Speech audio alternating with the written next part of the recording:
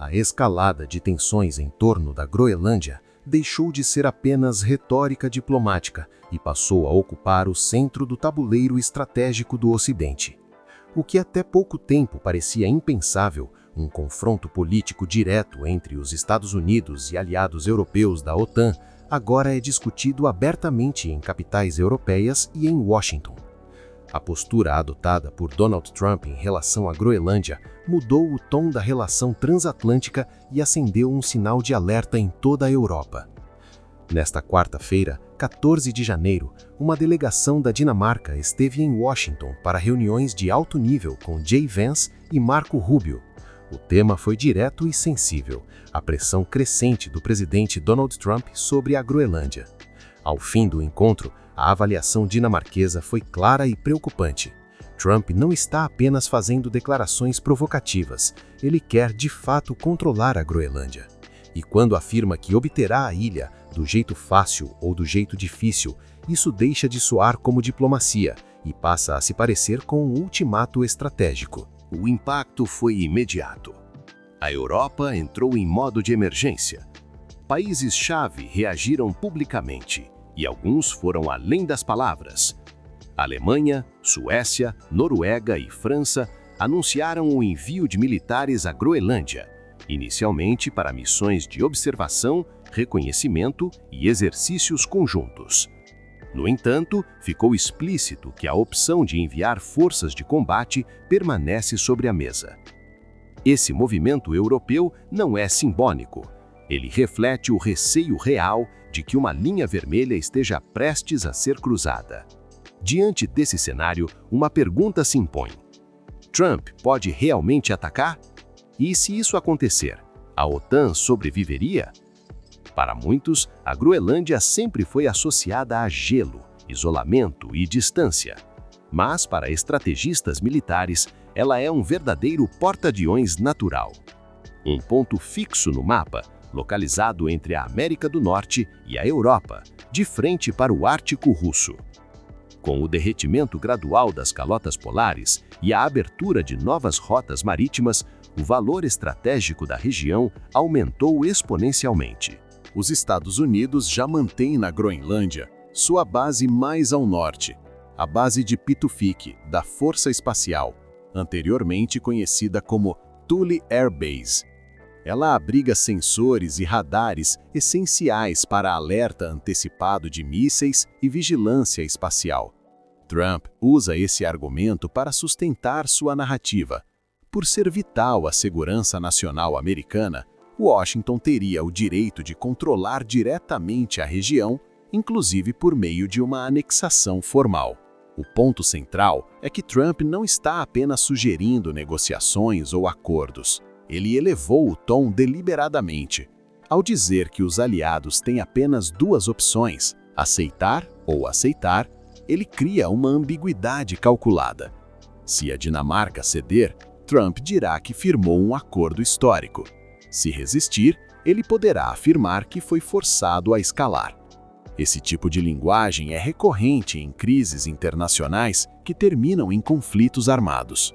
A Groenlândia possui autonomia, governo próprio e direito reconhecido de autodeterminação, mas integra o reino da Dinamarca. Portanto, quando Trump fala em obter a Groenlândia do jeito fácil ou difícil, ele está se dirigindo a um aliado histórico, membro fundador da OTAN, com o qual os Estados Unidos já mantêm, desde 1951, um acordo militar específico sobre a ilha. Esse tratado permite ampla presença militar americana na região. No passado, os Estados Unidos chegaram a operar quase 2 dezenas de bases na Groenlândia. Se a preocupação fosse apenas segurança, Washington poderia ampliar essa presença imediatamente, sem violar qualquer acordo ou tratado. Isso deixa claro que o objetivo não é simplesmente militar. Trump não quer apenas mais tropas ou mais radares. Ele quer substituir a autonomia da Groenlândia, afastando a Dinamarca e anexando a região. Do ponto de vista técnico, os Estados Unidos têm plena capacidade militar para dominar rapidamente pontos estratégicos da ilha.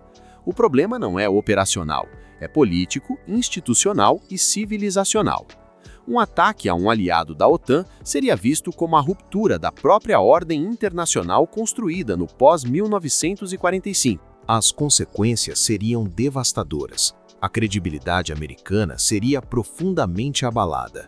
Alianças ruiriam, mercados reagiriam e o mundo passaria a se perguntar: se os Estados Unidos fizeram isso com a Dinamarca, por que não fariam com qualquer outro aliado? Um ataque direto é possível, mas seria uma jogada que destruiria o próprio tabuleiro estratégico de Washington. Por isso, o cenário mais provável não é uma invasão aberta, mas uma estratégia de coerção prolongada. Pressão econômica, tarifas comerciais, chantagem diplomática e guerra de narrativas. Trump já ensaia esse caminho ao repetir que navios de guerra chineses estariam circulando pela Groenlândia. Uma afirmação desmentida pelo chanceler dinamarquês, que deixou claro que o último navio militar chinês passou pela região há mais de uma década. Há ainda o fator local. Os groenlandeses não querem a anexação, e o direito à autodeterminação é central nesse debate.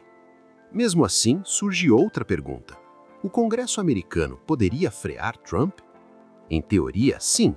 O Congresso pode criar obstáculos ao envio de tropas e até contestar uma anexação unilateral.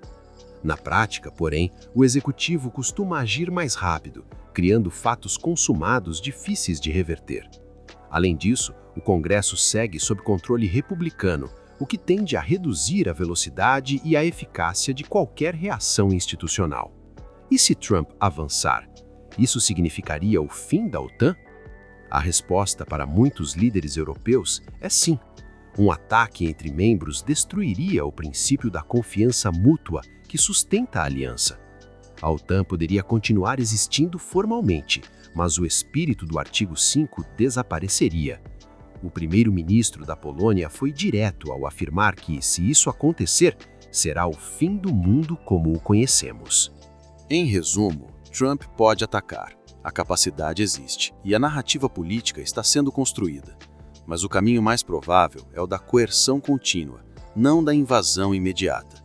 A Groenlândia, que parece apenas um bloco de gelo no Ártico, tornou-se o ponto onde o Ocidente pode decidir se ainda existe como bloco coeso. Se a pressão virar coerção permanente, a Europa pode se fechar e se afastar dos Estados Unidos, aproximando-se de outros polos de poder. Se a coerção virar ocupação, a OTAN deixará de existir, e com ela, a ordem internacional que moldou o mundo desde 1945. Se você ainda não é inscrito no canal, inscreva-se e ative as notificações para acompanhar análises profundas sobre os principais conflitos e movimentos geopolíticos que moldam o cenário internacional.